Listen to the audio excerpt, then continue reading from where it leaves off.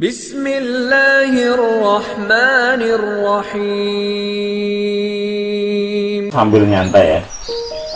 Ini kata bijak yang kedua atau kunci kesaktian.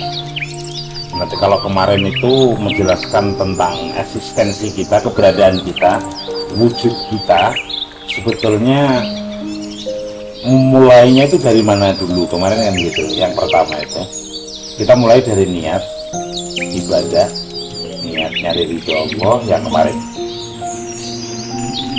kita beresi la ilaha illallah Muhammad Rasulullah, kita dengan menggunakan kata insya Allah sebagai kata kuncinya. Nah, sekarang kata bijak dari Mbak Atoilah ini yang kedua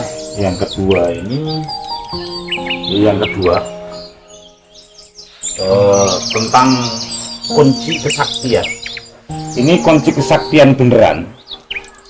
Jadi kunci kesaktian yang sebenar-benarnya ya ini. Karena nanti dari kata bijak yang kedua atau hikam yang kedua ini akan memberi langkah, memberi pelajaran. Jadi setelah niat, bagaimana cara melangkah, bagaimana cara menerjemahkan niat itu, bagaimana caranya implementasi dari niat itu, dari bagaimana cara menerjemahkan la ilaha illallah itu, bagaimana cara menerjemahkan la haula wala quwata illa billah itu. Nah, ini cara pendekatannya adalah, kalau kemarin itu adalah sebuah kritikan, sebuah pengajaran, sebuah pendidikan hati yang sangat dalam sekali. Nah, ini yang kedua juga sama. Kita nggak ada kata perintah, nggak ada kata larangan, nggak ada anjuran, nggak ada larangan. Jadi ceritanya begini,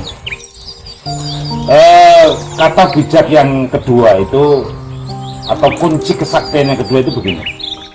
Banyak orang yang merasa gagal, banyak orang yang merasa terpuruk. Jadi ceritanya begini, dulu itu saya punya temen tukang bakso.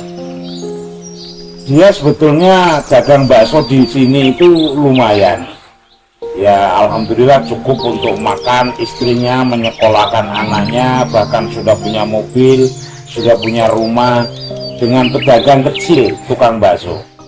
Tapi pamit sama saya mau berangkat ke Jakarta dengan modal 50 juta, mau lebih hebat lagi. Dagangan yang di rumah ditinggalkan, dia dagang sesuatu yang nggak pasti ke Jakarta.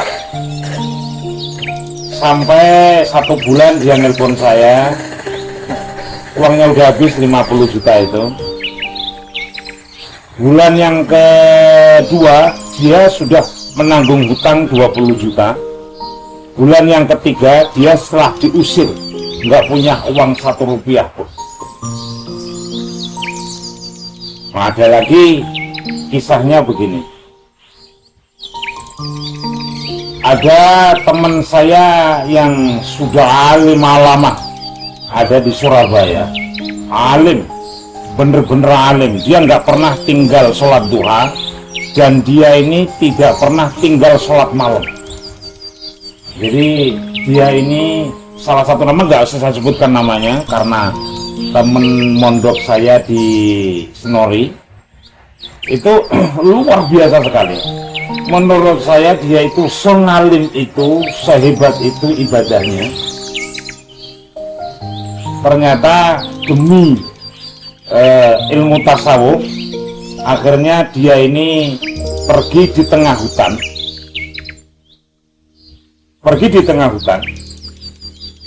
Setelah pergi di tengah hutan, dia menjadi kuli. Karena dia ini dari pesantren selamanya megang pacul aja nggak pernah, akhirnya menjadi kuli di tengah hutan. Pada tahun kedua, dia ini akhirnya sakit dan pulang lagi. Dari kisah ini bisa kita ambil kesimpulan dari dua teman ini, sebetulnya dia ini, kalau seandainya kata bahasa Indramayu sih, seandainya dia ini orang Ngaing. Tahu Ngaing, tahu ya? Ngaing itu neko-neko. Orang Ngaing itu bahasa bahasa Indramayu asli, bahasa Cirebon asli. Kalau seandainya dua orang ini nggak Ngaing, kayaknya orang ini sudah menjadi hebat. Tukang bakso ini dikiranya dia ini rendah hina. Mosok masih dagang bakso pakai motor, berangkat pagi pulang malam terus. Dia ingin merubah nasib katanya. Begitu juga teman saya ini, dia juga ingin sesuatu yang luar biasa di tengah hutan. Padahal dia ini ngajarnya enak, ilmu nahwunya hebat, ilmu fikihnya hebat, usul fikihnya. Saya aja sering nanya sama teman saya ini dalam bidang usul fikih. Tapi pilihannya, dia nggak tahu salah atau benar, tapi pilihan yang telah dialami, pilihan hidup yang telah dipilih itu menjadi malapetaka dan menjadi bencana karena dia ditinggalkan oleh istri. Akhirnya sendirian. Bisa dimengerti kira-kira ya cerita ini ya, bahwa setelah mendengar cerita ini loh, coba gunakan rasa kamu ya. Maknanya begini, iradatukat tajrid ma'a iqamatillahi iyaka fil asbab itu minas syahwatil khafiyah. Keinginanmu atau pilihanmu untuk tajrid, tajrid itu sebuah ungkapan, sebuah bahasa gitu ya. Padahal Allah sudah menempatkanmu pada sebab. Keinginanmu itu adalah ambisi yang nggak baik, ambisi yang tersembunyi, syahwat. Sementara kalau berbicara tentang syahwat konotasinya kan negatif, gitu loh. Ya seolah-olah memang benar, tapi ini adalah kesalahan yang sangat salah, al-khafiyah. Dan keinginanmu untuk memilih asbab, ini asbab lagi, padahal keinginan Allah, padahal Allah sudah menempatkanmu pada posisi tajrid. Lah, keinginan diambil di sebab inilah inhitatun minal himmatil aliyah, adalah kemunduran atau bahasa sekarang namanya degradasi atau ya kemerosotan dari cita-cita yang tinggi, dari harapan yang hebat.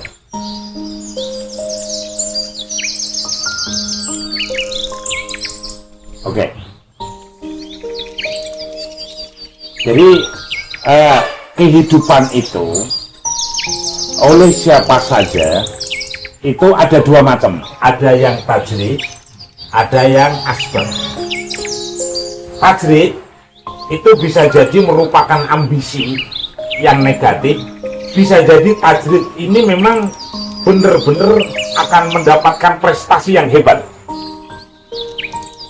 Nomor dua, asbab, pilihan asbab ini bisa jadi nanti buahnya ini syahwat karena memang ada ambisi yang negatif beneran, ataukah asbab ini nanti akan mendapatkan penghargaan yang tinggi, kesuksesan yang besar, minal himmatil aliyah, itu adalah sukses. Jadi tajrid itu artinya ya menjadi direktur lah ibaratnya. Artinya tidak harus mengotori tangannya, tidak harus mengotori kakinya dalam bekerja ini. Dia menggunakan otaknya, menggunakan akalnya, menggunakan kecerdasannya, menggunakan imajinasinya, menggunakan ilmunya. Itu artinya tajrid itu. Ya, asbab adalah satu kejadian, satu pekerjaan yang harus dengan lewat tangannya, lewat usahanya, lewat usaha dohir. Nah, kalau tajrid ini usahanya nggak kelihatan, kalau asbab ini usahanya kelihatan. Ya dagang, ya nyawa, ya oke kelihatan lah kayak orang umum. Tapi kalau tajrid usahanya itu nggak kelihatan. Kelihatannya santai di rumah, tapi uangnya banyak sekali. Ya, jadi santai saja ya. Ini santai saja karena ini bener-bener sakti, bener-bener saya bisa jamin. Ketika Anda memahami ini, maka Anda adalah menjadi orang pertama yang sakti. Orang yang pertama yang paling sukses. Orang pertama yang paling kaya raya. Karena kita mempunyai insting. Karena kata bijak ini adalah sebetulnya melatih mental kita, melatih rasa kita, sehingga mental, insting, rasa ini akan terdidik secara baik. Bahkan setiap keputusan yang dia ambil itu nantinya akan mendapatkan kenyamanan. Tetapi kalau keinginan ini salah, gitu kan? Tapi kalau keinginan ini salah, nantinya akan membuat kegelisahan dan kegelisahan. Dan ini bahayanya. Saya ulang lagi, Mbak atau ilah ini artinya mengajari insting kita. Gunakan instingmu untuk mengambil pilihan dua ini. Sebetulnya sama saja, tajrid sama asbab itu sama saja. Tajrid ini bisa jadi nanti buahnya ini adalah syahwat, iya kan? Sampah nantinya. Bisa jadi tajrid ini nanti akan mendapatkan himmatul aliyah, kesuksesan yang sebenarnya. Bisa jadi asbab ini juga nanti akan merupakan syahwat juga. Karena ambisi pengen duit emas, pengen duit sawah. Bisa jadi asbab ini adalah mendapatkan himmah aliyah, kesuksesan sejati. Kesuksesan yang sebenarnya. Jadi gambarannya begini, ini ibarat pohon, ibarat kita ini ada dua pohon, di mana pohon ini pada cabang pertama disebut tajrid, pada cabang yang kedua disebut asbab. Anda harus memilih mana antara dua hal ini. Apakah menggunakan tajrid artinya dia ini menggunakan rasa, menggunakan kecerdasannya, menggunakan ilmunya untuk mendapatkan sesuatu itu. Memang kelihatan fisiknya nggak gerak, tetapi hatinya, perasaannya, instingnya kuat sekali. Ya ini para direktur, supervisor, ini kerjaannya ini. Orang yang punya uang banyak, hingga investor namanya ini, orang-orang kayak gini. Ataukah kamu menjadi memilih asbab ini? Artinya ya udah deh, kita ngomong biasa ya. Kerja apa adanya aja, gak usah neko-neko kayak ngejar-ngejar orang-orang yang beruang. Yang jadi pertanyaannya adalah, kapan kita tahu Allah menempatkan di mana? Yang jadi pertanyaan adalah, ketika kita memilih dua hal, gitu kan, dua hal, kita ini nggak tahu Allah ini memilihkan yang mana. Apakah memilihkan yang tajrid ataukah memilihkan yang asbab? Seandainya kita ini ke Jati Barang, oke, sebaiknya ke Jati Barang ini naik mobil atau jalan kaki saja. Gunakan insting kamu. Kita mau berangkat ke Jati Barang, sebaiknya ini kita naik mobil ataukah jalan kaki atau nebeng? Karena ini pilihannya jajannya dua, mobil sama jalan kaki, naik mobil sama jalan kaki. Latih diri kamu, nanti kamu akan menemukan. Tapi asal awas ya, dengan niat yang baik. Jadi kata bijak yang pertama itu harus dipahami dan dipegangi. Ya, jadi lah kalau saya sendiri gitu biasanya, kalau saya sendiri biasanya itu langsung mengerti. Karena hakikatnya syahwat sama himmah ini sama saja bagi saya. Tetapi bagi teman-teman yang ingin belajar, mulai sekarang pasti nanti ada jawaban. Karena sebetulnya diri kita ini sudah mendapatkan sesuatu dari Allah secara langsung. Tanpa ditanya, insting kita ini nantinya akan terlatih. Maka cara mendapatkan pengertian, pemahaman bagaimana kita mendapatkan instruksi dari Allah, memilih mana nih, apakah tajrid ataukah asbab. Sebetulnya saya ini melangkah ngalor kang ngidul sih. Nah, melangkah ngalor dan ngidul itu apakah pilihan syahwat saya ataukah pilihan Allah? Wah, angel tenan. Tapi ini enggak susah, enggak sulit ketika kita dilatih dalam berbagai hal. Dari hal-hal yang paling kecil. Saya ini harus melek atau belajar, maka akan dapat insting dari Allah. Saya apa nih? Saya ini harus bikin sekolah sekarang atau nanti. Ini akan mendapatkan insting dari Allah. Jadi yang paling penting adalah kalian mengerti iqamatillahi iyyaka. Kamu adalah nanti belajar memahami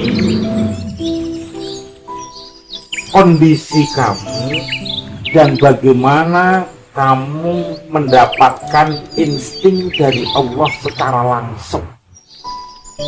Ini harus dilatih. Ini harus dilatih. Ini nggak bisa teori. Biasanya loh ya, indikatornya itu pilihan apa saja ini biasanya menyenangkan.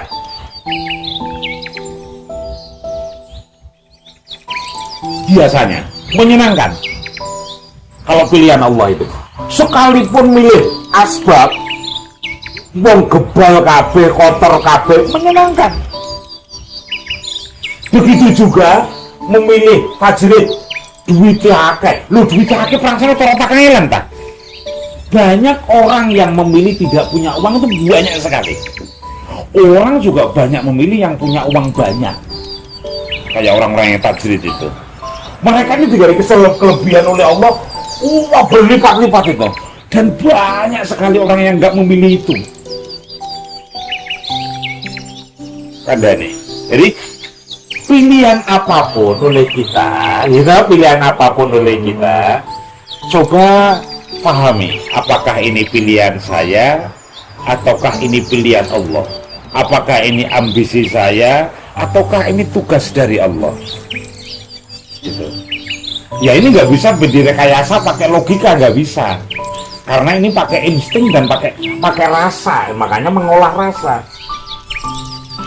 Ketika rasa kita, rasa kalian, perasaan kamu ini sudah menyentuh Allah, maka ini loh, kunci kesaktian yang kedua ini akan muncul. Bener, hak ini akan muncul.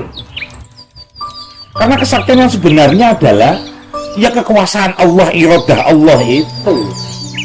Kalau kesaktian nabok orang bisa mati sih nggak sakti itu kriminal namanya. Wong nabok wong langsung mati itu kriminal namanya, bukan kesaktian. Gitu. Kesaktian itu adalah kalian mampu menggunakan rasa, memahami keadaan kamu, memahami perintah Allah, memahami insting yang diberikan Allah secara langsung kepada kita. Seperti seorang ibu pasti akan tahu anaknya menangis ini apakah puyeng ataukah minta nenen atau lagi pasti tahu itu. Orang tua pasti tahu. Nah, kita juga nanti akan tahu kondisi kita, itu akan tahu persis.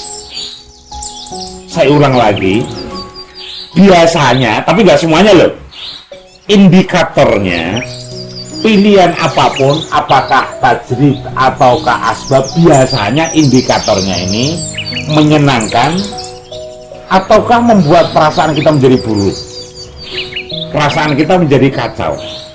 tanya saja, mana yang paling menyenangkan, mana yang paling menenangkan, mana yang paling nyaman di hati kita.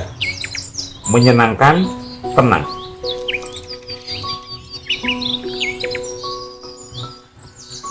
Oke? Bisa dimengerti nggak kira-kira ini? Dikit-dikit ya, dikit-dikit ya. Insya Allah ya. Pilihanmu monggo, milih mana saja. Kalian boleh memilih tajrid, menjadi direktur, menjadi supervisor, menjadi investor, orang yang sambil nyantai di depan komputer saja, orang kudu jebak-jebuk nih lumpur ning sawah, ataukah milih asbab, terus kayak wong umum dagang ning pasar. Awas ya, monggo pilihan kita mana saja, ya tak? Mana saja. Nanti bisa jadi pilihan ini berbentuknya syahwat, maka nanti kita akan nggak dapat apa-apa, ataukah himmatul aliyah akan mendapatkan sesuatu yang luar biasa dari Allah. Tentunya ini harus kalian praktekkan, harus kalian latih setiap hari dan setiap saat, supaya nanti insting kita, rasa kita ini terlatih secara baik. Caranya sambungkan terus, Allah yang kamu sujudi itu ada, Allah yang kamu sujudi setiap hari itu ada, jangan dikiranya nggak ada. Ya mulai belajar dong, mulai belajar bertanya, ya Allah, ya bertanya sebisa Anda.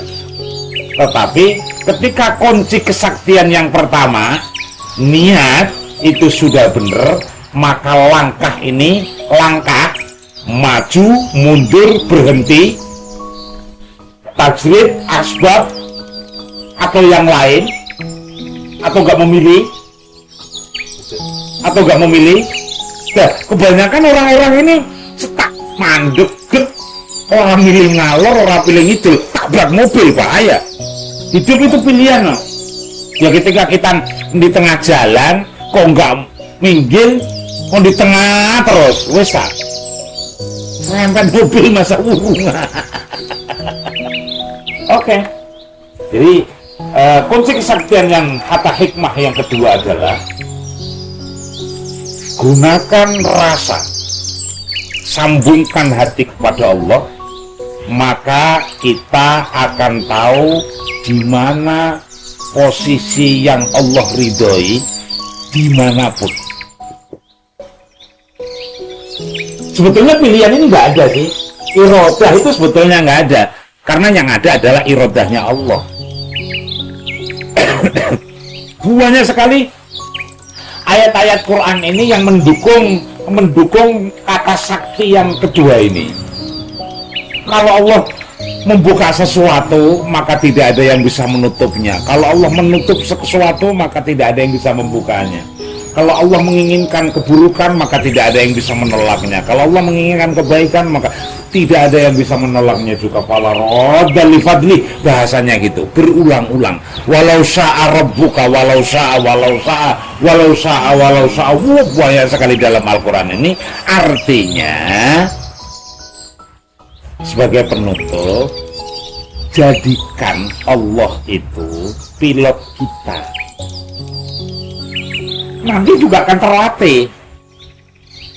Jadi ketika tadi kan kata sakti yang pertama kan perbaiki niat le, ayo moso apa-apa kok standarnya dohir ora pantes, ayo niatnya beres yuk. Kata sakti yang kedua, nang cong, nanti di depan kalian ada dua pilihan, betul? Harus kamu pilih tajrid, pilih sabab, pilih salah satunya. Tajrid dan sabab itu nanti hasilnya bisa jadi syahwat, tajrid dan sabab bisa jadi hasilnya adalah sukses sejati. Pokoknya pilih, jangan sampai kalian nggak memilih. Nah, pilihan yang terbaik adalah kita menggantungkan pilihan Allah yang jadi standar kita. Nah, bagaimana caranya? Harus dilatih. Ini sama dengan naik motor. Kapan ngegas, kapan ngerem, nggak bisa pakai teori. Naik sepeda, bagaimana supaya nggak jatuh nih? Ya susah, nggak bisa pakai otak ini. Bisanya adalah dengan dilatih supaya rasa ini muncul. Rasa itu kayak naik sepeda itu loh. Rasa bisa dibayangkan nggak rasa dalam beribadah itu? Rasa kayak naik sepeda aja. Kita akan tahu, akan jatuh itu akan tahu. Kita naik motor itu tahu, ban kempas itu tahu. Wong naik motor ban kempas digeladak terus. Ya kalau sadar-sadar. Artinya ketika ban kempas itu disuruh apa? Disuruh turun. Tapi kalau ban kempas digeladak baik, bisa jadi apa Pak? Ayo, dikejar polisi, putih setan. Oke, kita cukupkan sekian dulu. Boleh sambil kita ngobrol sambil ngopi.